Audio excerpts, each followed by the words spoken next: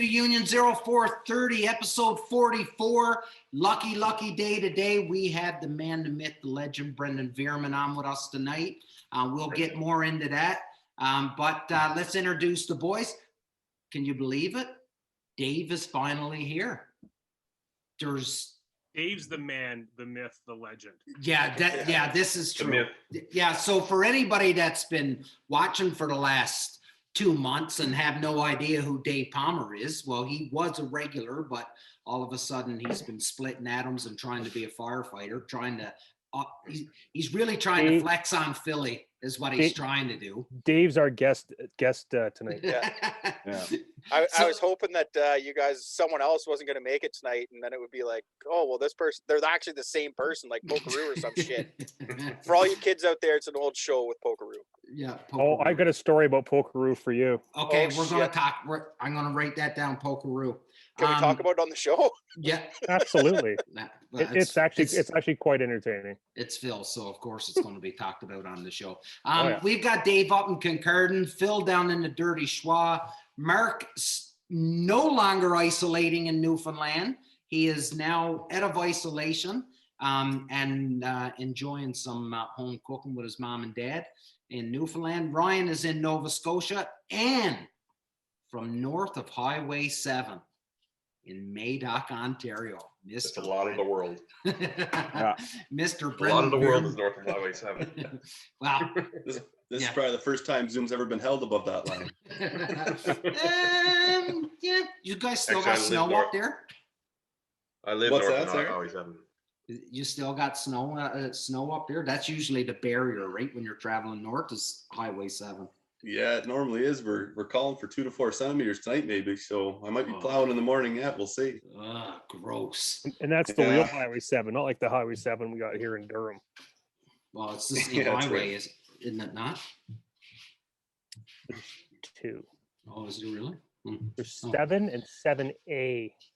Ooh. The subsidiary of 7. 7 Alpha, as we would say in the Army. Yeah. Whoa. Is this your first podcast or what? Whoa. Apparently, but it was from a phone call from Toronto, so God knows who that was. Probably it's for your extended car warranty. Yeah, exactly. Or my duct cleaning. That's the new one around here. Pay your taxes. Yeah. 6 times in a row yesterday. I got your social insurance number's been flagged. Call us immediately. And then so the last time I was like, fuck it, and I hit 1 to talk to them. And he's like, okay, what's your name? I'm like, well, it should be attached to my social insurance number. And the fucking arrogant prick at the government, whoever he was, got mad at me and started yelling at me. Like, you bastard, fuck you. Oh boy. I don't know if that's here we go. Let's start this one over. Yeah. Quick, somebody asked Veerman a question. Yeah. Hey, so that is a good segue there, Ryan. Brendon, last night we were chatting, and you know what? I really got a bit of a bone to pick with you, and the reason being is that it's time for you and your missus to start having kids. And having a fucking life like the rest of us. Like, do you know that guy went last night and spent 2.5 to 3 hours with a camera looking at a cornfield, taking pictures of birds last night? Hey, I want to cut in here in a minute. Yeah. And just say, Brendon, keep doing what you're doing. That's right. Because otherwise, we don't get to live vicariously through your bird hunting. Yeah. Keep posting. Yeah. So for those who don't know, Brendon's like 20 fucking 3. I wish. Mm. 26. So it's even worse. Close enough. Yeah. I He's was in old high now. school when you were fucking born.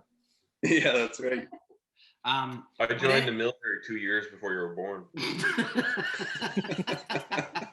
Brandon Mark was a was kid. kick- He had a Power Wheels Jeep. Mark was that had a kicking ass and decoy taking trailer names. behind it.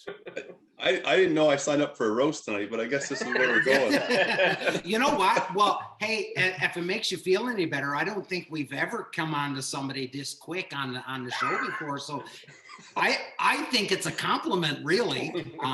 But Yeah. you know, who knows? No, but I did want to talk to you about that because you sent a picture.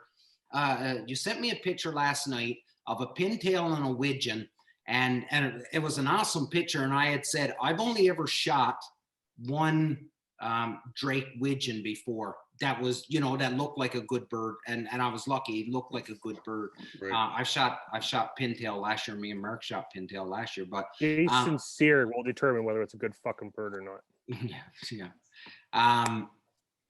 But you had said that. Am I right when you said you never shot a widgeon?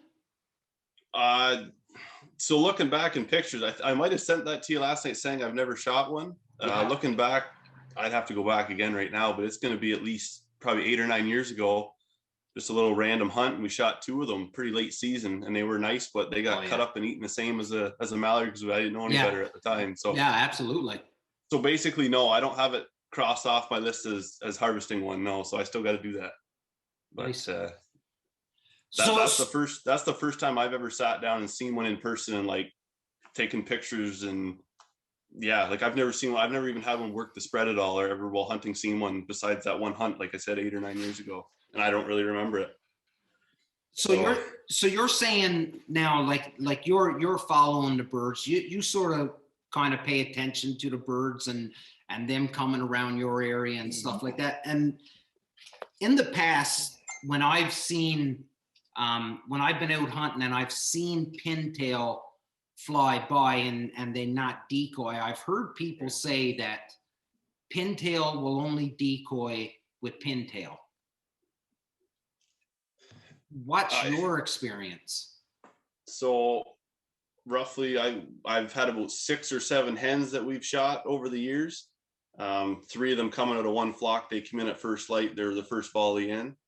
But all seems to be pretty early season. So like pond hunting, we're not in big public water in lakes or anything like that.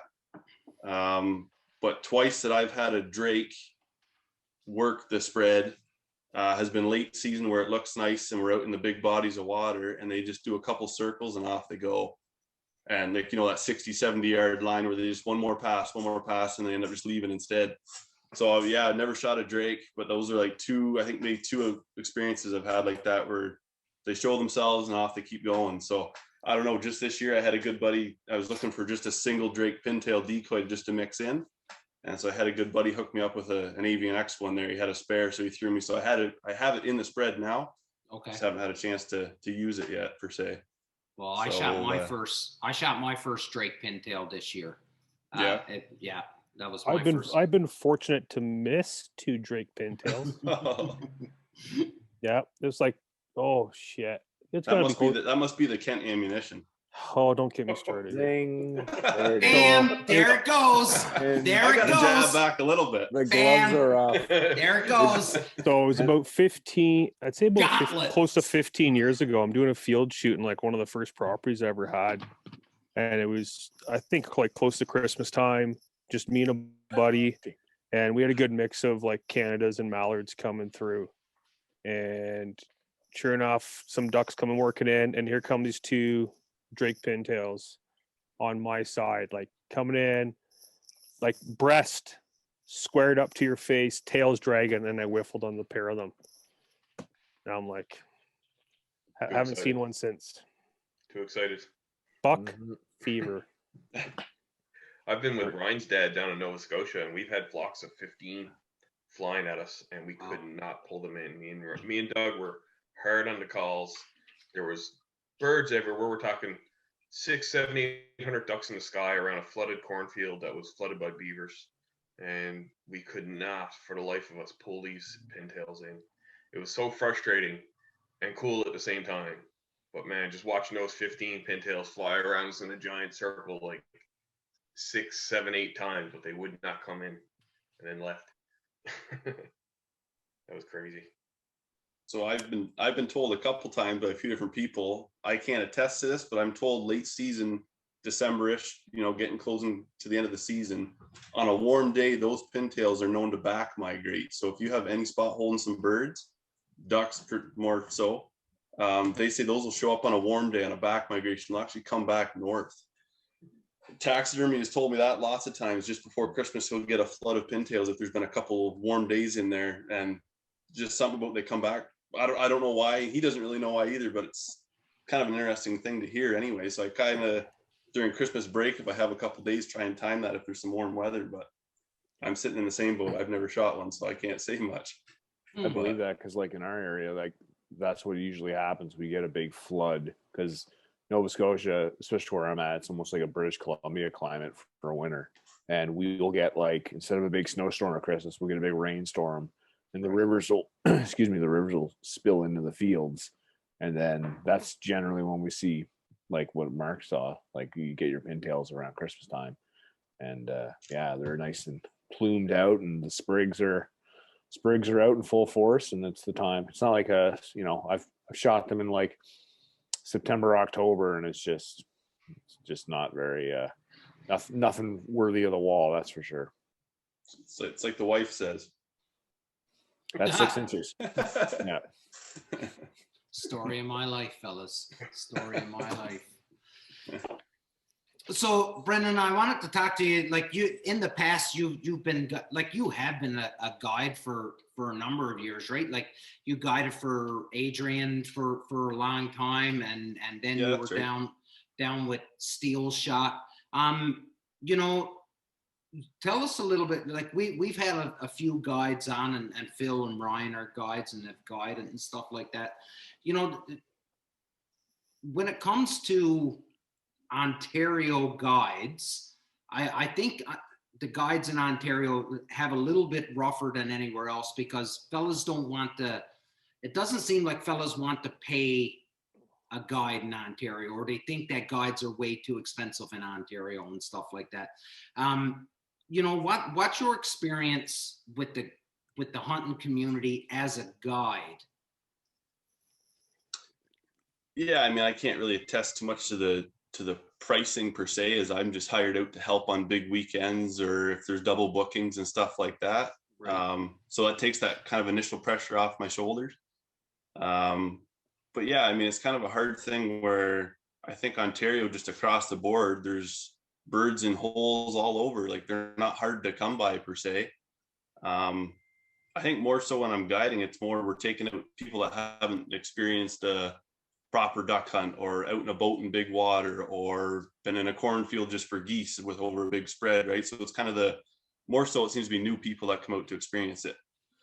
So compared to, I think, like Saskatchewan's more so your Americans that hunt like crazy, they go up to Saskatchewan just to see the birds, but they know how to hunt and they've been in those situations. It's just there's Saskatchewan, right? So yeah, here it's more of a taking some newbies out and showing them the ropes and getting them on a new hunt they haven't experienced before. So do you learn much when you're guiding with these people? Yeah, I mean, positively or negatively, you're definitely learning, I guess. Yeah, just to say it safely or mildly. Never stop learning, eh? That's right. That's right. Any interesting stories about stuff you've learned, or? I mean, I know where this is going. Do I just come up with it, or? Yeah. No, it's up to you. It's your story, man. Yeah, it's your story. I got a question for you. I'm go curious. ahead. Yeah, go for it, Mark. Yeah. I got a question. I heard there's a difference, like a visible difference between a migrator and a resident bird. And now that's just rumor. Do you have any first-hand experience with that? I mean, do you learn about that? I have personal experience, and I guess I would call a learning day. That day would be your prime example there. Were you taken to school that day, Brendon? Oh, I was all ears that day. That's for sure. I wasn't questioning anything. I was a student for sure. Yeah. Learn something new every day. Yeah, I mean, I guess after the hunt was done, birds are piled up in a nice row for a picture. And I got told out of the roughly 30 geese that were there that only one was a migrator, the rest were residents. And so that's where I was all ears, obviously, to learn that part. And yeah, one thing led to another, and one goose was pulled out of the pile and just grabbed any of the other 29 out of the pile. And I was shown, according to the cheek patches, this is geese we're talking about, according to the cheek patches, the whiter it is, the more it's migrated. So there was one in there that was really white, and the rest were just kind of that brownish color, so they were residents. So I wrote that in the book as a learning experience. It's because of the altitude. It's common knowledge, really. It's sort of like an odometer. So the white cheeks are sort of like an odometer. Mm-hmm. Yeah, That it's like is a miles very, thing. You know what? If you look at Damien's beard, it's got some whiteness in it. He's got a couple extra miles. Those are miles. Those are for migration. Road hard and put away wet. I can tell you that. And if you look at Mark, he's just got 2 racing stripes. Yeah, yeah. If He's you more look at me, I'm pure local. Yeah. And for those who are watching, Brendon hasn't hit puberty yet. He is straight a golf course. That's why it wasn't common knowledge. I'm still learning. I'm young. Yeah. So That's right. Brendon, last year was your first, I'm pretty certain on this, I could be wrong, but last year was your first year operating a mud buddy. How did that go for you, buddy? I know I followed you, and you're not like me where it only goes out for bird hunting. You were fishing and everywhere with that thing. How was your first season? First off, not a mud buddy. I got a gator tail, so we're already up a bar there. Oh no! Sorry. That backfired. No, that totally backfired. That's got to get in. So next question. Yeah. So on to no, go for it, buddy. No, it's been great. I mean, the first time I was ever in one actually was with you, Damien, up in Pembroke. Yeah. We went to that whatever mud lake or something, whatever it was called there that time we were up there. Yeah. And all I remember is you just pointing it straight and just sending it. We were through bull rushes that you couldn't see what was on the other side. So it that definitely got the ball rolling for wanting to invest in that in the future. So no, and I had you out in my rig as well up there. Okay, it could have been. Well, you know what? It could have been your boat then too. Maybe it wasn't Damien's. Yeah, How long would that be? Yeah, You, I think Phil, you were and in Ryan. with, Yeah, and Ryan Campbell. It Yeah, was 4 of okay. us. Yeah. Yeah, that's right. It was with Ryan Campbell. That's right. I Yeah. remember that. Yep. Yeah. it was me, Damien, and who Drew else? Galloway. Drew Galloway. That's right. Yeah. Near boat. And Drew Galloway was in ours, but Right. I I can see how you mix me and Phil up. It's the luscious beards. Yeah. Yeah, They're about the same height. But total game changer, eh? When it comes to your ability to get into those tight, weird little spots that the average guy can't get into, right?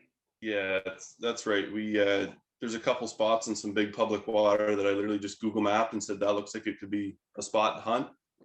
Me and a buddy get in the boat the next morning, and yeah, we're floating through like 3 inches of water and got way back this channel, and we hunted it all fall with not another boat within sight. So that right there is worth it 100%. And not that it was a rough spot to get into, but just an outboard will never do it. There's no way it can go back for a kilometer down this mud creek, right? So it's like 4-wheel drive for a duck boat, right? yeah, that's right. Yeah, like you were out with me that one time there, Brandon. Like you can take those things into some super, super sketchy water and you'll never see another soul. Yeah. Downfall, if you get fuckered out there, you're on your own. Yeah. You call him for a helicopter. Yeah. Pretty much. Yeah. I think we know a pilot. Jesus, don't mention his name. He'll God, show. Don't worry. He'll tell you he's a pilot. He'll show up here any second. Yeah. And he'll be talking about how awesome he is. I think we know a pilot. We do. Well, we don't know a few space cadets, that's for sure. Fellas, this is really something that I'd really like to get everybody to weigh in on. And that was that article that Dave sort of sent out last night regarding the, I don't know who it was, but I'm pretty certain it was a lady that wrote it. And her whole idea behind this article was that as hunters, we really, really need to be cognizant of the posts that we're making and putting out on social media, and to the point that we need to be held accountable to those very same posts, right? So in the article, they talk about how somebody had taken a bad shot, a shot that they should never have taken, but because they were searching for that, that like or the followers, they took it with hopes that it was going to go down. Of course, nobody knows for sure, but this is what they're sort of kind of figuring out on their own. Which leads into today, I'm watching the show and on Sportsman Channel, and it's a person and they're hunting deer, and the guy takes a shot at this red stag deer, and he has no idea if he hit it. And he said, if I dropped it, it's total fluke. He said, because the bullet had to go between trees. And do you know what I mean? So like, why are you taking these shots? Is it just for the likes? Is it just for that 10 seconds of fame that you'd get on social media? That's my question to you, and I'd like to hear your guys' thoughts on this whole. I know what Phil's is because he talked on it last fall, but So we see these shows where people are making that shot at 300 yards. I'll go to the gun range and I'll try it. I'll be like, oh, I wonder if I could do that. We don't have the climate here to make that shot. Like we see all these other shows doing it. We'll see those guys doing turkey hunts, and that's how people are seeing, like, they're taking a 50-yard shot, and someone else is going to try it. And that's where we as responsible hunters have to step up. You know what? For every single person we hear about taking that shot, we don't hear about all these other people that are trying to imitate you as well. And it's just, the more people are extending it out and people are seeing that, the more other people are going to extend out and see that as well. And glorifying it, I don't think it's right. No. So Stupidity is exponentially growing in this day and age. Exponentially. That's a big word. Don't ask me to fucking spell it. But like all this stuff that we post on social media, like this, it doesn't even go up to like, your 500 followers, your 1,000 followers, or for those that pay for followers, your 17,000. But this stuff, it's like a fucking ripple effect. And yeah, just because the handful of friends that you like, follow your shit, see this stuff gets shared and so forth, and it gets mirrored to all these other people that are like new to the sport and following this stuff on social media. Oh yeah, I can shoot turkeys at 60 yards. Fucking right on, man. No, you can't. Don't fucking do that, please. Like, I shot a turkey at 52 or 53 yards. I can't remember what it was, but I was using a 12 gauge, 3.5-inch shells, like had patterned the gun and such.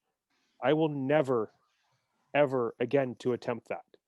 I've shot turkeys at 40 yards with a 20 gauge. I will not attempt that again. That was sheer fluke. Like, yeah, I've patterned my guns. I'm using good shells, good chokes, the whole nine. I will not attempt to do that again. All this shit you post on social media, be responsible. Like, put some fucking forethought into it, of all these people that are new and they're like, what do I do? What do I use? Like, this shit, like, it echoes. It Be is responsible. it is a really good point that it's not just the seasoned hunter that's seeing what you're doing. It's the newbie that's watching and trying to get some guidance on how to do this. That is a good point. It's funny how you guys say that. So the way I read the article today and kind of interpreted it was, I looked at it more of an anti-hunter looking at this kind of footage or these pictures. Mm-hmm. And so kind of for examples, waterfowl related, I guess more so for our panel. It's as simple as, like, I've seen pictures, the geese are just put in a pile like wood, like you're splitting wood and then everyone's holding a beer in their hand for a picture, kind of, heaven forbid your farmer sees that, they give you permission, because then it doesn't look good. You're drinking and you're hunting, you have your guns with you, worst case, right? Yep. An anti-hunter sees that, and that's just 10 times worse, and that can get shared in a negative, way worse, right? 100%. That'll go, yeah. So Oh, that's like like a that. wall. That's a grass fire to an anti, right? yeah, To an anti-hunter, that's a grass fire. Mark? Yeah, and like I've said numerous times, we are our own worst enemy. But Yeah, it's and also these people that are taking these long shots, when they see like Steven Ronella, they're not seeing like, okay, the climate that he's in the mountains in Alaska or some shit. Like he's all over the world. That guy has probably put more rounds through his gun than Absolutely. I ever will. And he Absolutely. knows what he can do. He knows what he's capable of. Yeah. And those are the kind of shots you take for where he's hunting, his hunting climate. And when And you then watch, other people see it and they're like, well, I'm going to try it. And it's like, well, it's not the right climate for it. Like, you don't need to. If you hunt Yeah. better, you don't need to do what he's doing. He's hunting good to get those shots too, right? Yeah. he's but also got a even range said- card on his butt when you watch his video too, which I Yeah. guarantee most people don't. Sorry, But Mark. he's even said that he will not shoot beyond 400 yards. Yeah. That's his comfort zone. You see, he Well, knows he'll shoot 400. And That's and it. you know what? And that's a good point. Like, you got your comfort zone, right? So I don't know, whenever it was 10 years ago, me and Dad were back home and we were hunting moose, and this cow come out of this droke of woods, and Dad said, "What do you think?" And I looked at him and I was like, "I wouldn't take the shot," And Dad's using a 303 British. Say that again. uh, Say it one more time. Like a maple tree or Like, shut the fuck Pine up. tree. Like a Um, 30 tree? Was it a birch? Oh, sorry. So Dad was shooting a 303 British Ooh, That's better. with iron sights on it. And I'm like, I wouldn't take the shot. And I said, I don't know, Dad. I said, I think it's about 350, 400 meters, right? And he was like, oh yeah. He said, I can give it to her. I said, I don't know, man. I wouldn't take it. And no support, stood up, put the gun to his shoulder, put a round in the chamber, pulled the trigger, and she dropped right there. And I'm like, that's probably the best shot I've ever seen in my life. I was like, no way would I have taken that shot. And at some point your comfort level too. So maybe that's something to think about when you see these fellas. So you look at Ranella and these guys that are taking these long shots.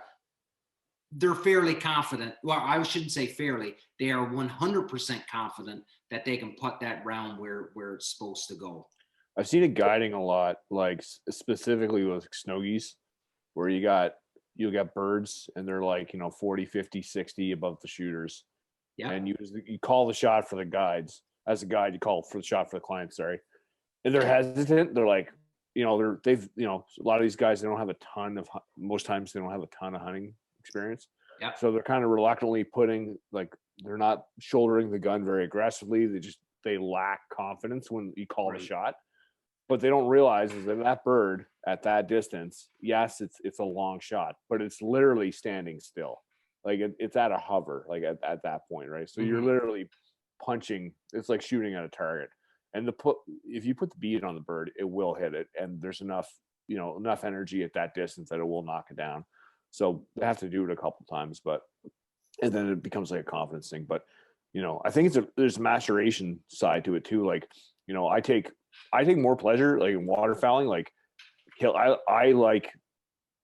I will call a shot at 15 yards at a bird hovering over the decoys. I enjoy calling that shot than a passing shot at like 30 yards. Oh, big time. It'll drive my dad nuts. It'll drive a couple of my buddies nuts. But You're dead. But, yeah. The off time he decides he wants to bring a gun, but yeah, just like that's to me that's what I enjoy because you've got it. You fooled them, you got them. Like there's no turning back at that point. And we've had this conversation several times. Like, it's all like, and I've reined out a few honkers at 40 and 50. Yeah, that's cool. Yay me. But yeah, that's all the gun doing the work at that point. Like, and we've had this conversation. I get more enjoyment of raining them out at 15 yards. Like I've sucked those birds or that bird into that close and fooling them with these plastic ducks and geese to 15 yards. Like that's where I get the enjoyment from. Like, yeah, it's all fine and dandy shooting them at 40 and 50. But again, that's all the gun doing the work and not you as a hunter calling, putting out a spread, grassing your blinds and such, right? But that And goes I'll fully into, admit, yeah. What were you gonna fully say, admit- Brandon? Sorry, Brandon was gonna say Oh. something. Yeah, so to build off you two guys, I totally agree in getting them that extra 10 yards, 20 yards closer. And so to help myself with that, I've dropped to a 28 gauge when I'm by myself every single time, just to guarantee that no, I can't shoot at 30 today, or heaven forbid never look at 40, but 20 and less, and that just secures that it's going to be what I shoot is right in the decoys, and that's been a fun game this past season too. You were running the 28 a lot last year, yeah. Yeah. But you're normally Yeah. shooting Biggest at 20 anyways, eh, Brennan?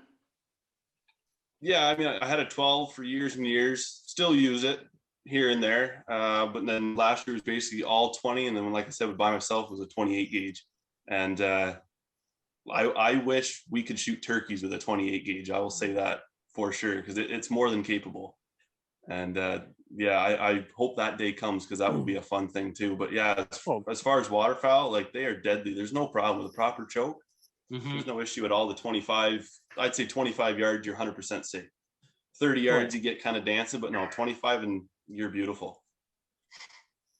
So just like you're saying, going down to the 28, like, my biggest improvement in hunting came this year, like taking my son out. And the first couple times I took him out, I'm just setting up the half-ass spread that I would set for myself or me and a buddy.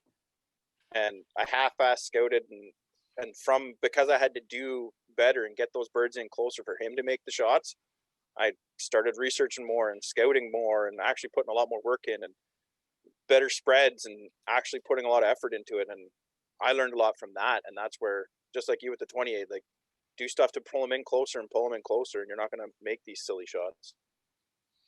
Yeah, that's right, for sure. So Brendan, when you're taking out new guys, like on some of your guided hunts, how do you find those guys on making shots? Like, I guess, do you find they have shooting experience but not hunting experience, or is it just like no experience period, or what? Yeah, no, I would say the first one there for sure. Shooting experience, but not so much the interaction with waterfowl and the decoys, right? And kind of like we all know the story of a lead bird comes in, you say take them, the five guys shoot the lead bird, it gets destroyed, right? So yeah. And then they kind of don't know where to go from there. They're, and the other remainder of the flock get out. But yeah, I mean, so it's, everyone can shoot clays and play around with your buddies on the weekend, but then you put them in a blind and in the waterfowl atmosphere, and yeah, you can definitely see where they struggle, or they're learning as they go, for sure. Yeah.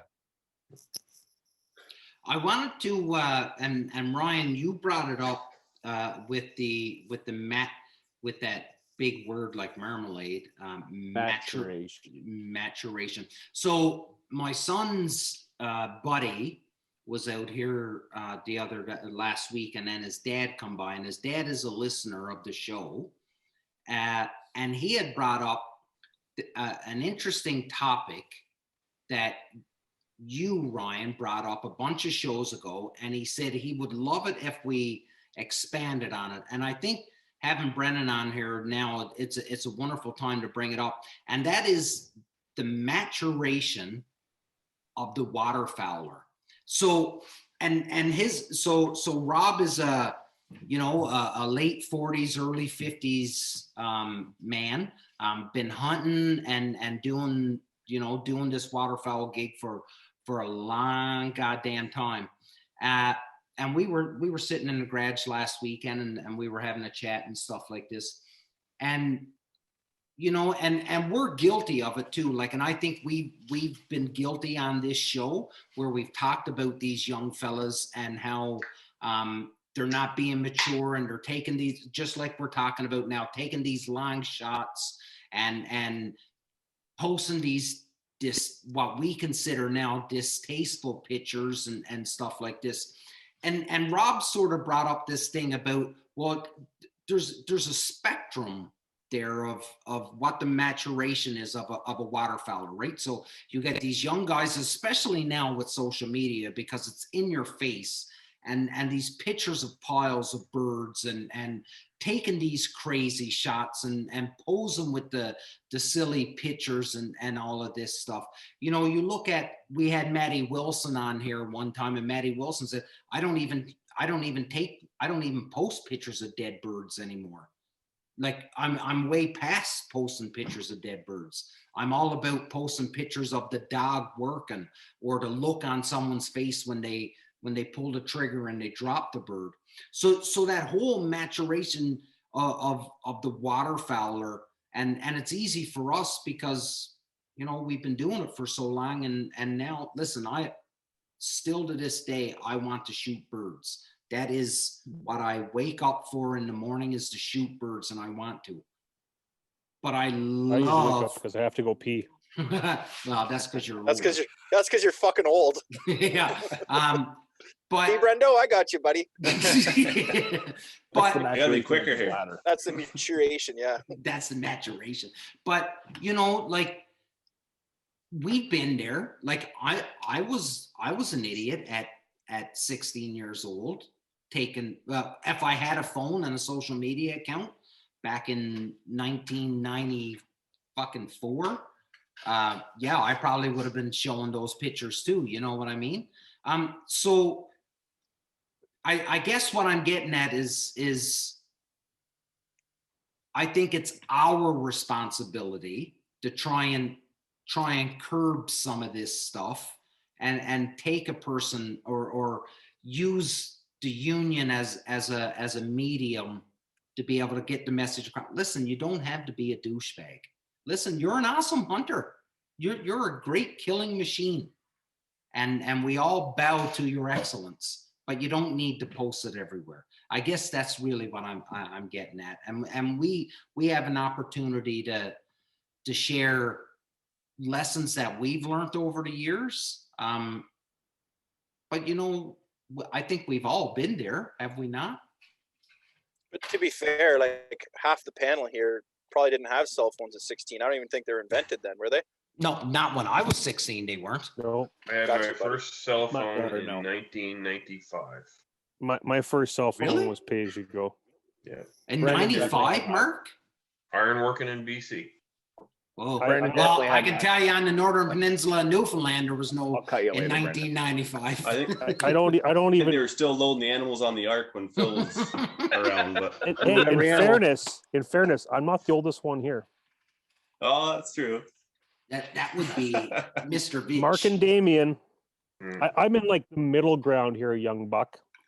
Yeah, middle ground, like a year and Damien. I don't even think you fucking existed when cell phones were made, Brandon. But No. you look, but Phil, you look worse than Mark and I. Go Like, fist yourself.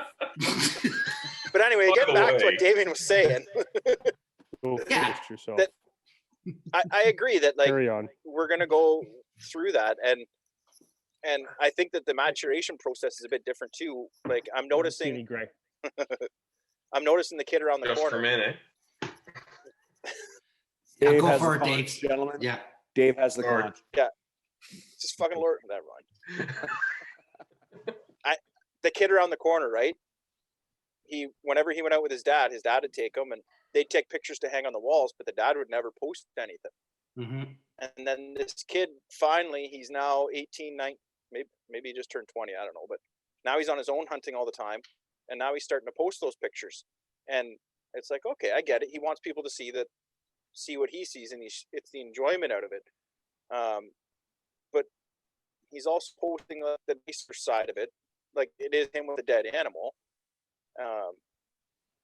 But I do see what you're talking about with that maturation process, is that people they're excited at first, and every single thing that they shoot is going to be a picture. And then eventually it's going to come into the point where I posted like 50 pictures of that same bird. Like, let's change I it think up.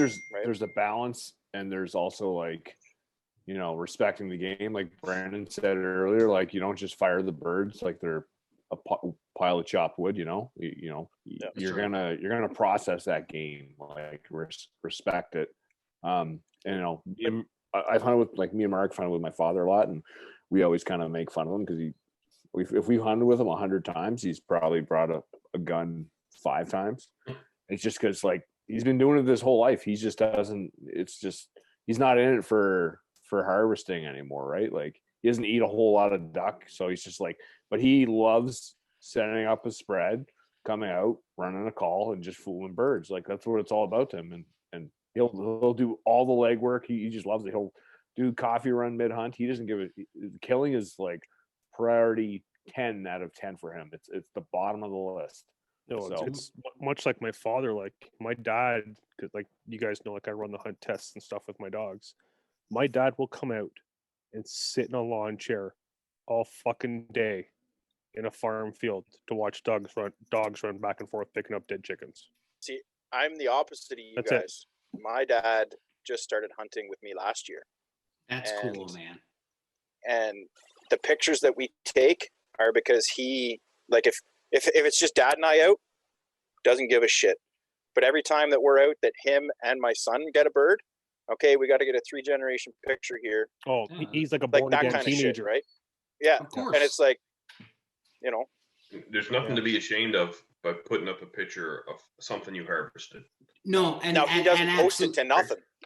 And that's you're 100% right there, Mark.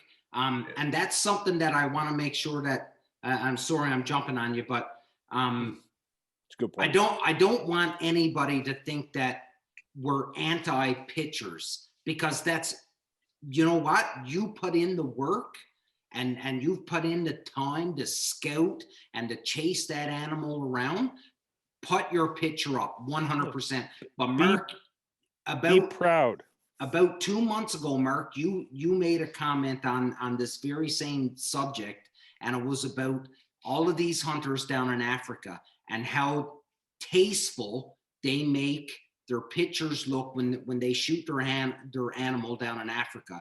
And there is no disrespecting of the animal. It is a very tasteful picture. And that's what it's all about. And I don't want anybody to think that we're saying don't be posting pictures. Totally post your pictures, but make sure you do it with a little bit to build off that, Damien. Build off that, the biggest thing I see around here, everybody deer hunts. Like my little village here, we shut down 2 weeks of school. That doesn't mean anything. We're going deer hunting. Yeah. So what you say about Africa, the biggest thing I'll see here is be a great big buck someone's lucky enough to get, and it's all wrapped up in the 4-wheeler with binder twine, and they have the head half cocked up for a picture, compared to someone that lays it out nice. You clean them up good, and you get a nice angle on them, and you really show the respect to that beautiful animal that was in your woods. Absolutely. So I definitely agree with that. Post every one of those pictures where you have it set up and took the time, and that's a wicked memory for your wall. I mean, I have all those pictures just like that too. It's great. I think part of it though, with what Brendon said, is part of it's generational. The old guys that are trying to use social media, this is what they grew up with, right? Just pics of deer sitting on the old big red trike or on the tailgate of a truck.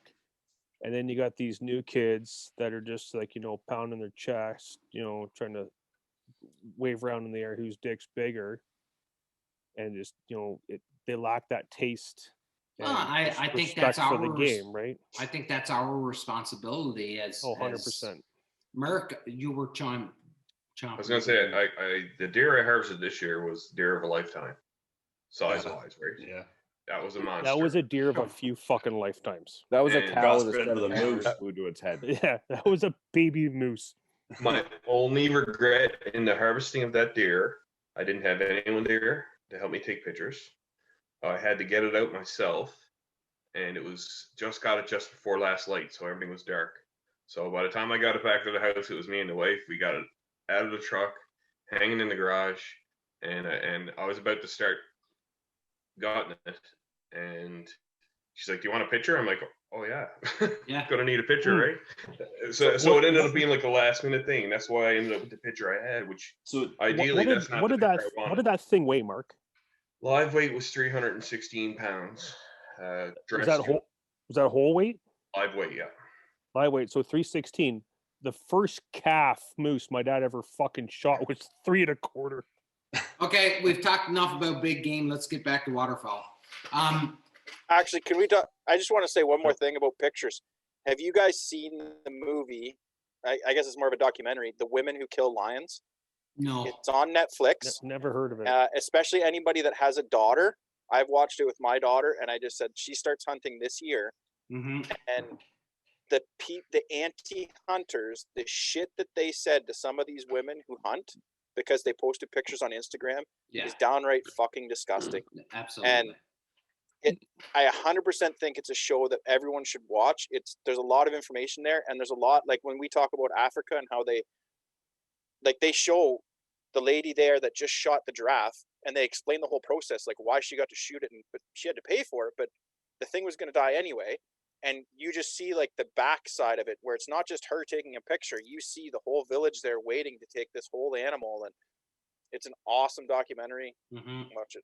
It's good. I did. So when I said off the big game, what I wanted to touch on was what I noticed last year, the last waterfowl season, was that, and maybe I missed it in years prior, but it seemed that this pose of holding the duck's head and the body became very popular, and it was awesome because it was a very tasteful picture. And you could see that, fellas and ladies that were posting it, you could see that they appreciated the colors of the plumage and how the colors have changed over the length of the season and stuff, right? And they were showing it up because it really was a trophy to them, right? Just like we had talked about with Brendon, we're talking about how we've never shot I've shot a Drake pintail, but I've never shot one with a sprig. Do you know what I mean? Which is an ultimate, to be able to have that bull sprig and to be able to show that off. Like, trust me, you're gonna know when I shoot that bird because it will be posted all over my social media. But I promise you, it will be that bird will be treated with the respect that it deserves, right? Because I haven't shot a canvasback. That's the one that I need. That picture, that pose probably came because so many people were getting fucking shit on because they're posting all the, look, I shot a bird and its head's missing. Yeah. And there were so many of that. Well, you need the head now. Yeah. Right? Yeah. There were some pretty bad pictures. There were some pretty bad pictures last year. Here's a class example of a picture that I took, and I would see it as I guess like respecting the animal and like legit putting it on a pedestal. And it was a black duck that I shot last year. Right? No, maybe 2 years ago. Mm-hmm. And I think it's reasonably tasteful, and you're very much showcasing that animal, mm-hmm. putting it on a pedestal, in all its beauty for everyone to see. And I put it on Instagram, and I'm like, it's just a black duck, whatever, right? Like, mm-hmm. it doesn't have much in the way of significance to me, but like, yeah, you're only allowed to shoot like one or two a day, whatever the case may be. I'm like, hey, this is a cool bird. This looks beautiful. Hey, check this out. And like, I blew up the fucking gram that day. I'm like, it's just a black duck. Like, yeah, I did a lot of that this year too. Same thing.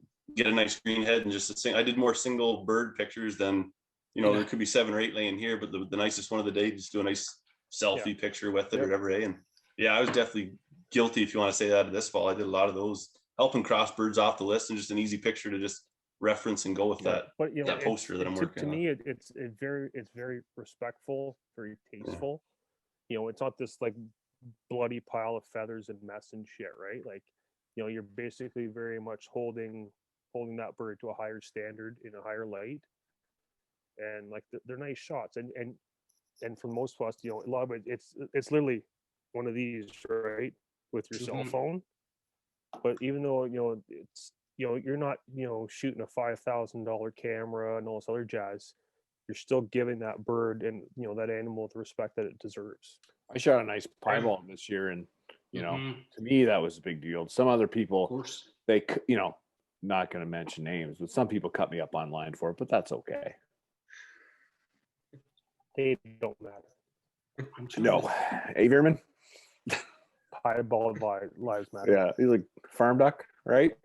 Oh, I was like, I totally missed Like it. Dave was like, who is it? Who is it? He's Mm. like, yeah. I remember that.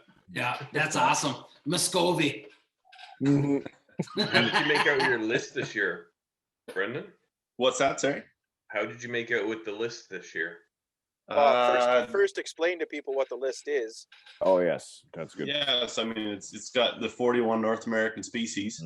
Yeah, That's right one. there, classic example. I got the exact same one. So Yeah. basically, I guess kind of going back to maturing in waterfowl hunting, I'm kind of looking at, hey, let's see how much of this list I can work off of crossing off, especially locally. Like how cool is that to get some Of course. bonus birds locally?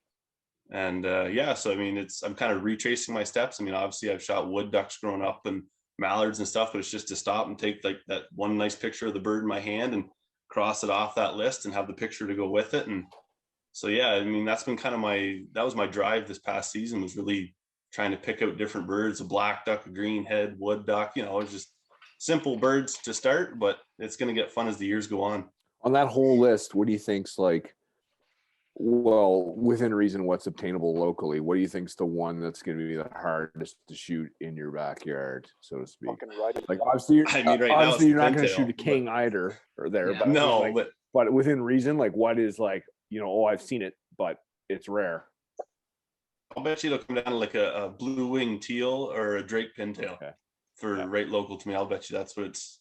We get teal early season, but they're going to be green wings.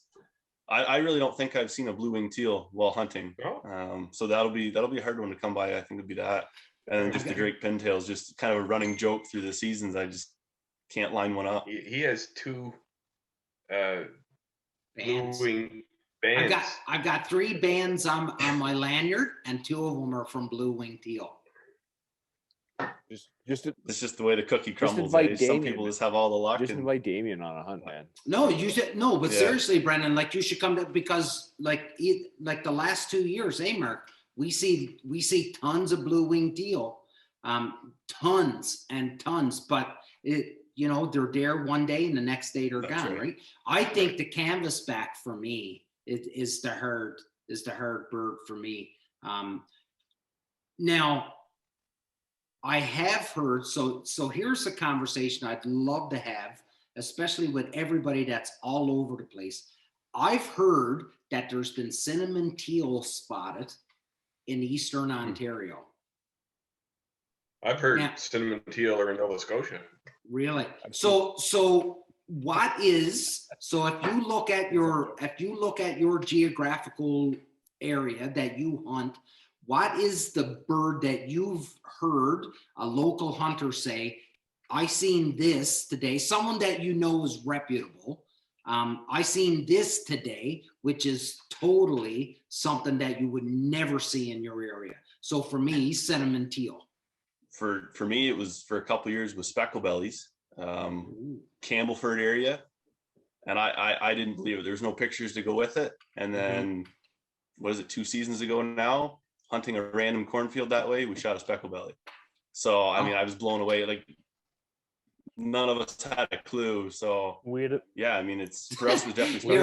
You heard this thing coming in, and you were like, "What the hell is that? Whoa, what's wrong with its belly?" It was literally, yeah, it was 100%. I'll never forget. It was an afternoon hunt. We all got off work and school and just like rushed down there to meet at the field, cut silage cornfield next to no hide. And jeepers, there's 7 of us or more now in layup blinds, just winging it for the fences. And first flock in was about 10 or 15 geese.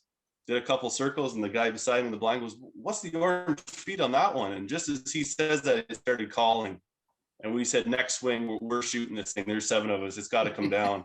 And they didn't decoy, but they come into 30 yards, and there was like, no, we're shooting. So yeah, it was no problem getting it down. But yeah, it was. We laugh about that every We year. had a speckle belly out in Durham region this past fall.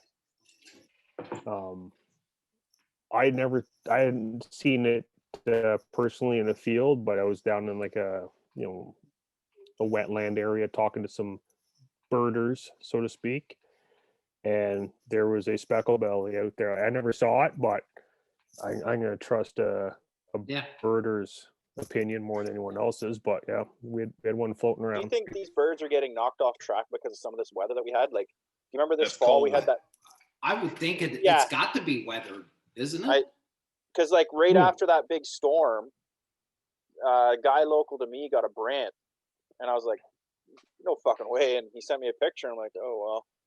We've been seeing Brent around here. Fairness, Yeah, they go up and down the St. Lawrence. Yeah. yeah, lot of branch shot like towards Brighton and whatnot. So this was the first one I'd seen here, and I was just like, Right. oh well, it's not common, but a lot of them are coming over this way, Yeah. right? So And other they're- birds too. Brant Natty- very much associate themselves to big water. Natty Wilson probably has in his group probably have the weirdest off bird They you got would a ever pink-footed see. goose, didn't they? Well, they've shot specs first of all, and they're in New Brunswick, so Mhm. as rare as it is to see in Ontario, move that you know, Yeah. a Yeah. 1,000 kilometers east. East. Yeah. But Yeah, there's- to shoot an emperor goose, that is just That's next level. unheard of.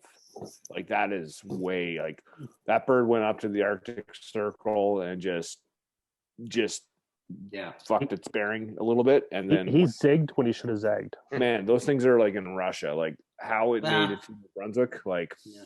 Well, I think Maddie and them done the gene pool a favor and taking out that one because that one needed to fucking die because it was not smart. no. They got But- pictures of pinkfoot goose there too, don't they? Yeah. Yeah, they do have. Yeah. But yeah, Well, in They've shot fairness, we some. want to keep the dumb ones around. They're easier to kill. Yeah. But those pink feet geese, like that's across the pond, isn't it? Like So, that's on that's the other Scotland. side. Yeah, like that's the other side of the Atlantic that those birds Yeah. normally are, right? Yep, that's my goal bird. Just believe it or not. Yeah, because of your grandfather Yeah. and stuff. what's right? the funniest bird you've shot so far, Brendon, in your career? Funniest or kind of an oddball is definitely a quill lake, Canada. Oh, Oh, nice. Yeah, I shot that years ago. It was a dandy. I could probably find the picture of that. I got him mounted upstairs, but oh, that's right. I've seen that mount actually. Yeah. and same kind of deal. Like total, just scouted a field, never seen it, hunted, come in with a flock. We shot the flock. As the flock's leaving out my left side, I'm the last one to pull the trigger. I flipped this bird down and still didn't know. Walk out and I'm halfway to it and I'm like, there's a lot of white on this bird. Get up to it and it was just like half its body was white up its neck. Its feet are orange, like kind of lost color, whatever in the feet, like just unreal. So yeah, that's definitely the most oddball one for sure. I'm sure I can find the picture. I've Someone had- take me a minute. So two funny stories. So one was with Ryan up in Mud Lake. What's those weird birds that you think might be ducks, but they're Gallinules. galleons, yeah. Yeah. So there Mudhead. was, we seen those coming in one time, and I pulled up the gun, like pulled up, get ready to shoot. Ryan's like, yeah, no, don't shoot that. And then the best story I got was when we were down in Long Point a couple years ago hunting, and Logan McNulty was in the boat with me, and it's what's the name of those birds? Those dumb fuckers, coots. And I was like, don't you dare shoot a coot. And of course he ends up shooting a coot, right? So Yep. so the way Long Point works. That boy was prouder than a fucking Oh peacock. yeah. He loved the fact that he got one. So in Long Point, when you hunt Long Point, at the end of your hunt, you've got to swing by the office and you've got to report the birds that you shot, right? So we pull in to go in and tell what birds that we've shot, and there's a bunch of lads from Michigan, and they're sort of kind of leaving the shop as we're pulling in, and they drive by my boat and they can sort of kind of see in, and all they said was, "Who shot the fucking coot?" And I still remember, man, it was awesome, and just goes to show, the waterfowling community and just how you can rib one another, right? Like here was a bunch of lads from Michigan, and they were just like, "Who shot the coot?" Like, come on, fellas. And Logan was prouder than a pig in shit. Like, Oh, yeah. he loved it. But that's a funny story. He was on cloud nine. That was the same time Phil shot that redhead, and he was so happy about it. And Jason Sear was like, You shut yeah. your He was like, shut that's a your mouth. horrible bird. Don't even bring that into a taxidermy guy. Jason hurt my feeling that day. Yeah, your feeling. Yeah. Yeah. No, Brendo, what are you running for a rig now for your spread? Like a typical day, and do you change it up much from day to day? Yeah, I mean, we're going duck. I take it here we're all more for duck than geese, I'd say. Duck, big time. I got 3 dozen mallards. I don't know, I'm hit and miss. I'll go some days, it depends if I'm by myself. If I'm by myself shooting at 28, I'll put like 6 to 10 decoys out, just little pairs and single and kind of trickle it real tight. But I'm a sucker for having a huge spread too. Like there's days where we'll get all together and get 5 or 6 dozen out and just fill an icy shore and just completely overkill, but you love those days too. Yeah. So yeah, I'm kind of all over, I guess, per se. Are you one of those guys that has like 10 dozen different species of 10 dozen of each different species and all that stuff? I mean, I got greenheads, I got black ducks, and I got 1 pintail. That's it. And you've got half a dozen wood ducks behind it too, Brent. Yeah. Oh, that's right. Yeah. Pay attention. That's right. You won't put anything by this group. Yeah. You know what? They don't identify as wood ducks though. Yeah. That's funny. So here's something. So when it comes to ammo, and I've heard you, Brendon, talk about this a million times when it comes to ammo. You buy whatever's the cheapest. That's right. It doesn't 100%. matter brand. It doesn't matter nothing. Whatever's the cheapest. I honestly don't care. So for 12 gauge, I stocked up a couple of years ago at East Hill. They had $10 per box, black cow, 3-inch BB or number 2s. I bought 4 cases and I still have like 3 cases out for the 12 gauge, but it's the cheapest. Like you can't compete with $10 a box. That's right. Yeah. But overall, like put sales and stuff like that aside. Yeah, I'm just shooting expert. So yeah, it's $15-$16 a box. I actually pay the 28 gauge. I'm shooting that a little bit. It's about $22 a box if I can find it. But I got to think now. It's a federal box I'm shooting now, and I can find it. Cabela's carries it now. You should have seen. It's Upland. You should. But yeah, it's the cheapest now too, about $18-$19 a box. So yeah, I'll just go wherever's cheaper. I really, yeah. And here's the thing, like. There's going to be ammunition companies that get upset when I say this, but not at all. when you kill them at 15 yards, it doesn't matter. That's right. You can shoot a $5 box or a $50 box. It's going to have the exact same kinetic energy at that distance. I got a serious issue with paying more than $30 for a box of shells. Roger that. When we were driving to or using silos, and Brendon's like telling me the whole way, and it's like an hour drive. Yeah, can't find much 28 gauge buttons going on. Yeah. We go in there and we make a beeline for the ammo place, and sure as shit, there's a whole rack of it. And Brendon's eyes just light up. He's just like, "Oh my god!" That is because that box store is terrible for having things in store and not on the website. It was never on the website. And it's funny you say that though, because now it is on the website, and I've since ordered it online. But it was not on the website at the time. You were fucking happy that day. Well, that was the same day we got 410 ammo. Same thing, because 410 in a heavier load was hard to come by, and there was a whole shelf of it right beside it. So yeah, but that's 410's common and 20's common, but 28, man, that's just that odd duck. Like, it seems to be. I mean, I'm still new to it too. I've only done 1 season on it, but it seems to kind of be coming up. Like 16 gauge, I think used to be before my time. Used to be kind of popular. Yeah, true. Yeah. And I think it's starting to fall, and 28 seems to kind of be climbing for what I'm seeing on my social medias a little bit. As a sub gauge aficionado, that was a big word too. That's like my second big word of the show. How big was Phil's boat? What was that? Bigger than you'll ever imagine. How big was Phil's boat? In shooting my old school Auto 5, and obviously having to run just bismuth through it, I have found when you know how much each pull of the trigger costs, you become extremely, extremely picky with your shots. Yeah. So I can only imagine it won't be any different with you, Brendon, shooting the 28. Well, so how you and me have talked, but we still got to get together on this hunt and shoot the A5s together. I have 1 box, and it was, I think it's still on the price tags on it. It's $46 or $47 for that box of 25. I've shot 2 shots out of it on one hunt. That's all I've done. So it's In funny to say. fairness, well, we could go out. We could go out and shoot the A5s, or we could go shoot our 20 gauge over and unders because I know you own one. I own a couple. That's right. And Yeah. I have since purchased one after the fact. Very good. See, that one I got off you. I don't hunt that one. That's a Oh. safe queen, but That Yeah, it's- that Frankie Diamond shot a few birds in his time. Don't you worry. Oh, Yeah. I know. She works. I know just the spot for the both of you when the Punisher Waterfowl tour bus comes out east. Oh, you mean the bang bucks? Whatever you want to call it. I'm not on it. You guys come to me. So Yeah. And don't Google back. No, but that like obviously, I think all 5 of us here, clear of Brendon, has their brand of ammo that they go to. But when you say like you have, I've laughed at it because I remember that year when you went to East Hill on that sale and you were like, buddy, I just buy it because it was the second year. It was the second year of the East Hill sale.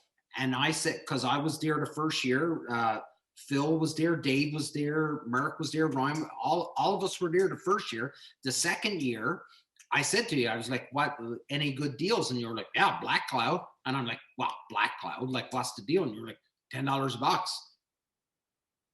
All you cared about, cheapest ammo. that's right. Well, I mean, name a sale where you've seen a box, argue with people about if Black Cloud's really good or not, but where have you seen a sale where experts are $10 a box? You don't even see that, right? So no, absolutely. and Black Cloud is good in my opinion. Yeah, I mean, I'll say it shoots great. I absolutely like it. I'll agree it's probably a dirty shell, but shooting a banana, you don't care. It goes out. Inertia driven, you're good to go. Yeah, that's right. But no, it's good ammo. Yeah, and it's wicked when it's $10 a box. Hell yeah, no doubt. But I'm looking at my notes, and for some reason I have poker written down. Pokeroo. Oh, Pokeroo! Because I didn't know how to spell Pokeroo, so I just said oh.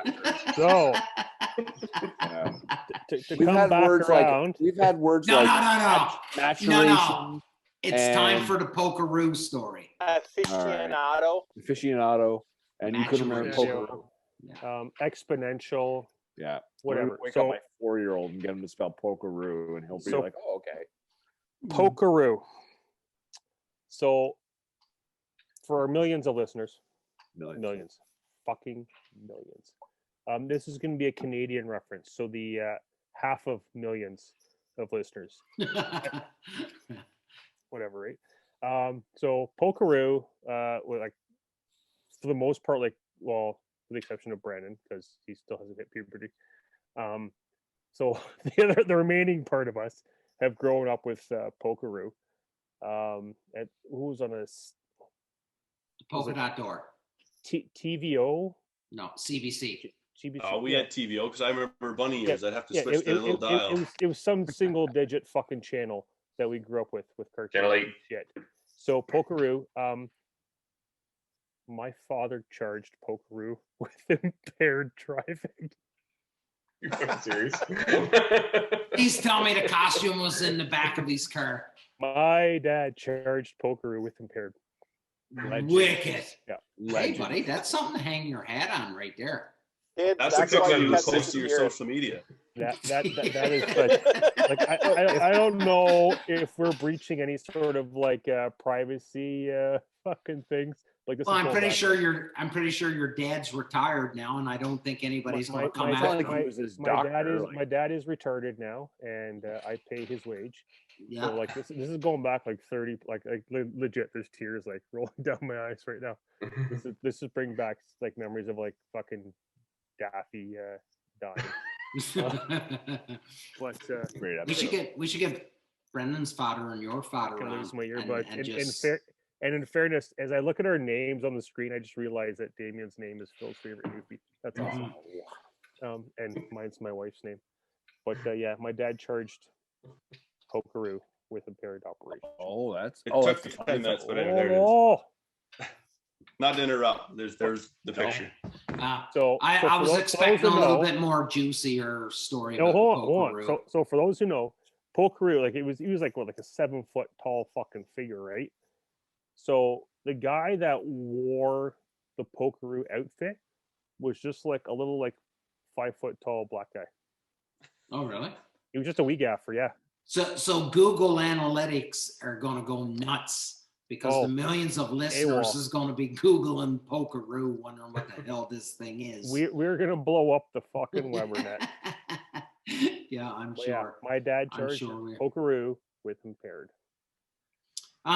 Fellas, we're getting close to our 60-minute mark here and time to shut it down. But I wanted to sort of kind of tie this all in, and we, as usual, we've been all over the map, and keeping us on track seems to be a job that That's not- supposed to be your job, I think. Yeah. What I understood. It's Um, impossible. well, I try, but then Phil throws out big words like exponential, and Ryan used maturation, and it just throws me for a loop. And I use tree as a number, so it's just bound to fail. So Tree. tree. Tree. There's the Pokeroo right Pokeroo. there. There's the Pokeroo. It's a That's the grass. thing of nightmares, man. That's not a. Pokeroo. So his head would be roughly where the shirt ends, and the guy that's in there, right? Yeah, pretty much. Which was So- his trachea? I think that's his face. That's where he looks through the thing. Did he have like throat cancer or something? Like, And the man. That Pokeroo did. man.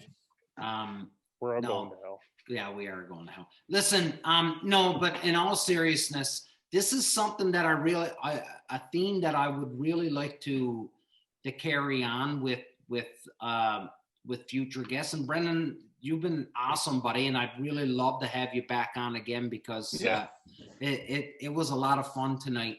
But I really would like to talk more on this maturation, and I'd like to. I love using that word too. I'd like to see you spell it. Shut up, Phil. But I'd like to. Flanders. I Don't really run out would of like fingers. to. I really would like to spend more time talking about that. You know, that 17-year-old kid with his phone, and this is his biggest goal in life is to get pictures of the piles, as opposed to the 20-something college kid, to the 30-something single dude, to the 40-something guy that's been Old as fuck. I'm going to stop you there. I'm going to say that age might not even be the whole thing, because look at all these 30-year-olds that are just starting hunting that are yeah, doing that, fair enough. right? Fair Like, enough. True. Yeah. and you know And what? I I think love it's- seeing. With waterfowling, I think it's more of how many seasons you go through. You're maturing through seasons, I think, more than anything. So if you're 40 Yeah, years good old and point. starting, or if you're 15 and starting, Yeah, I think that's point. kind of more how it goes, is years of doing it. Yeah, I've that's done- awesome. I mean, Those I've spots. grown up in the era of the first day I duck hunted, I had a phone in my pocket. So right. I flat out, I remember shooting, get on our first couple good hunts per se, and we got 10 or 12 geese, and I'd post that on like every Ontario waterfowl Facebook page, like 8 times, right? Yeah. And now it's to the point where, I still post pretty much every hunt, but it's just on my own Facebook, and it's tagging my buddies so that in 20 years from now, we can still see those memories more so, right? But Yeah. Yeah, good. it's- no, awesome point. I think that's kind of how at least I've gone through it anyway. Like, it used to be just shoot, limits, and yeah, I mean, it's still the pictures, but like you say, you're more respecting the bird and getting different angles of it, and still having a picture at the end of the day, but just with a different feeling behind it, I guess. Big time. Fellas, I think another amazing episode, but of course I'm biased, and I think this is the best waterfowl podcast out there. And if you disagree, come fight me. I'm not giving you my address. So, Come at me, but bro. yeah, come Just at give me, him bro. Phil's. You can find me at this road in Oshawa. Yeah, big Nobody time. travels to Oshawa. That'll never happen. Yeah. No, great episode, guys. Again, we were all over the place, but I do believe that we did touch on some great stuff. Brendon, I am sincere, and I know the boys are 100% behind me, and we'd love to have you back on and chat, and I'm really curious on some more information on those birds that are hitting that flooded cornfield. We didn't really get into it that much tonight, but to the millions of listeners, Brendon's got a pretty crazy theory. So we will talk about that in future. Fellas, around the table, and we'll cut her off right there. We'll give last words to Brendon. Dave. Brendon, thanks for coming on. Got to hunt You you bet. this year, so we'll talk more. You bet. It's good. I don't talk to any of you guys enough, and definitely don't hunt with any of you guys enough. So we got to line that stuff up and make it happen, make it reality. So it's good. Good at least seeing you guys tonight. Philly. Brendon, pleasure as usual, buddy. Good seeing you again. And for those that don't know, like, I've had the honor of hunting with Brendon. He's absolute phenomenal goose caller. Refuses to wear a fucking jacket. Just a unique fact about. I bought one this year. I have. Holy shit! Someone hold the fucking horses. Maturation. But yeah, hopefully, dude. Hopefully, this coming fall, you and I can get out, maybe run the Auto 5s, maybe run the 20s, fuck whatever, right? You bet. You bet. We keep talking about it, I but know. let's put a fucking plan into motion, bud. I hear you. Ryan. Brendon, awesome to catch up with you, man. It was I was like Phil, was privileged enough to hunt with you a few years back. Obviously I'm on the East Coast now, but if you ever want to mix it up, man, jump on the tour bus 2021, hopefully, COVID willing. I know the boys will save you a bunk, and there's lots of room. You want to come out east and mix it up, shoot a limit of blacks, whatever you want to do, buddy. Yeah. But there's always an open invite for you. I promise you that. No, I really appreciate it. There's definitely a list, and it gets bigger. Seems every day I want to go visit these people and visit there, and hunting at home is fun. But yeah, I need to see some country and do some hunting with some people far away. So yeah, absolutely. Before you get married and have kids. You got to say that all all around. She's If not that far ever away. happens. Not that it's a bad thing. Hey, No, that's right. Not at I all. love you, Hey, Stacey. listen. She chased them out to change up wood duck boxes. So she's That's right. She got me those wood duck boxes too. So hey, that's a keeper, buddy. she's a keeper. Yeah, that's right. Mark. Good seeing you, Brandon, again. I remember when the first time I met you, I think myself and Ryan were down in 2015, and we had a couple of hunts together, and that was a good time. I remember that. That was really good. And for a young fella back then, I thought you had your shit together as far as it came to waterfowl, so that was good to see, especially back then when I think I was 20 years older than you at the time, and you probably hunted more waterfowl than I have, so it was a good go, and I've seen you a couple times since, and it's always a good conversation, and it's good to see you here again today. And hopefully, like I said, we can get together for a hunt. Maybe we can meet up at Damien's or Phil's or something, or Dave. Yeah. No, absolutely. Quick side story, like last year when I got hired on by Daryl to go hunting with Claudio and his Saskatchewan outfit, they were asking for another guide, and I had a short list of people who I thought were qualified, and Brendon, as he knows, I reached out to him, and he's definitely in that mold. So if anybody out there listening gets the chance to hunt with him, yeah, he's not very long in the tooth, but I can vouch he knows what he's doing. He can kill him. So if you ever get a chance to hunt with him, pick his brain, enjoy it. It'll be a good time. That's awesome. Brendon, buddy, I'll leave the last words for you. Go for it.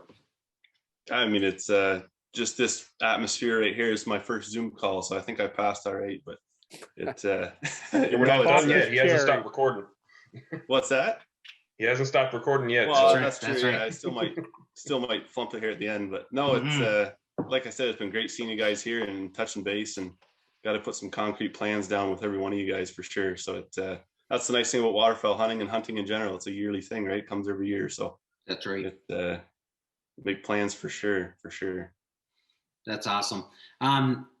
just because I never told you guys when I reached out to Brendon about coming on, and he was like, "Oh, this is sort of not my thing," and this is what he said to me. He was like, "This is sort of not my thing," and I'm like, "What the fuck are you talking about?" I'm like, "You shoot birds all the time." He was like, "No, Zoom and technology is not my thing," and I was like, "Oh, don't worry about that. That's the easy part." I said, "Just come on and shoot the shit with us. We'll get all that technology stuff." Oh, No, I buddy. mean, thankfully the girlfriend was here, so I mean, it's her laptop. I literally sat here on my phone waiting for the email to come. I'm like, this is the password, and then next thing you know, I'm on the screen, so we're good. No, it's not, buddy. You have no idea how much it means to me, and I know the boys do too. For you to be able to come on and join us and chat with us and let us pick your brain. And you know what? You were awesome. You did an awesome job, and you brought up some awesome points. And I'm really, really thankful that you came on, because I know it's sometimes out of some people's comfort zone. And I am sincere when I say I wish you would come back on, and we'd love to pick your brain a little bit more. Listen, I am 100% committed. I'm only about 45 minutes away from you. So I am 100% committed to coming up and hunting with you. I know Merck will be here, and Merck will do the drive with me. He's only too happy. Phil, Dave, Ryan, sorry, buddy, we'll have to come to you. But listen, it is a yearly thing, and that's the beauty about it. You're 100% right. I think we need to spend more time hunting with one another and sharing those laughs and having those stories and those pictures to share down the road. Fellas, thank you again for another great episode. Brendon, sorry, I didn't want to give you a chance to throw out any props because I noticed the hat that you're wearing. I did want to give you a chance to throw out any props because I do know that you are a big fan of them. And Scott did do a limited run of calls for me way back in the day that were unbelievable. So go ahead and throw out a prop for Scott. Yeah, I mean, it's kind of going back to this whole hour with social media and it always being in my pocket. The biggest thing was getting my name everywhere and being with people, and kind of as that's gone through the seasons, it's just down to basically that right there, molt gear. And I mean, he's just a genuine person. I've been down there to Minnesota. I've hunted beside him in a pit blind, and it is just unreal. It's just something that just grew me as a waterfowl hunter, and he's just a huge mentor. So I've learned goose calling from him. I mean, we all know who Scott is and how all his DVDs, and it's just cool to have his name on a hat and say that, yeah, I know that guy and he knows me, if that makes sense, you know. Yeah. So yeah, it's kind of he's definitely the guy that I've stayed with, if you want to say that. Like, not that, sure, you get a little bit of a discount or here and there, whatever, but it's more of just the connection there. And it's really cool having someone far away and talking to and hunting with, and yeah, just a really good organization all around, all the other staff people there and everything. It's very good. So great company. No, awesome. And thanks, buddy. Thanks for coming on. Ladies and gentlemen, we are as advertised 100%. We're not experts. We're just a bunch of fellas that love one another's company, love talking bird hunting or duck hunting, waterfowl hunting. You know, spread the word. Tell everybody who we are. Yeah, we like waterfowl hunting. Spread the word. Tell all your friends about the Union 0430. We are as advertised, blue collar, just a bunch of friends love one another's company. We'll see you again next week. Big love to everybody.